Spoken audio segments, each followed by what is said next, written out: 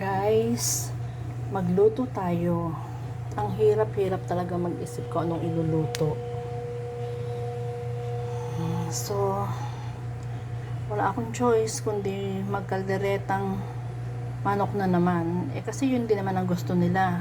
Kaya yun na rin lang ang luluto ko. Guys, eto ang mga ingredients ng ating chicken caldereta. Of course, chicken, patis, caldereta sauce, bell pepper, liver spread, peanut butter, pickled relish, sibuyas, bawang, isang sili, at patatas. At syempre, paminta. Ito na guys, lagyan na natin ng mantika.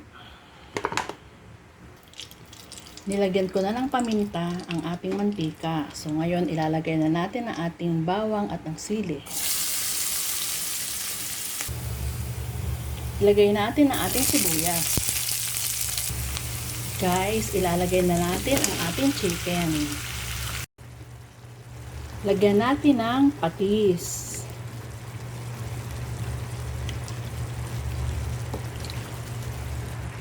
Ilagay natin ang patatas. Yun, nakalagay na ang pickles. Ilagay natin ang peanut butter.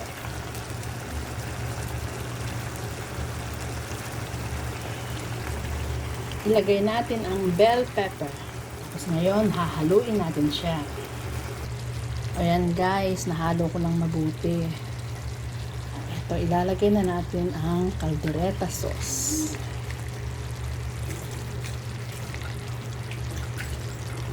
Guys, ito, luto na siya. At ito ang huling ingredients na ilalagay natin.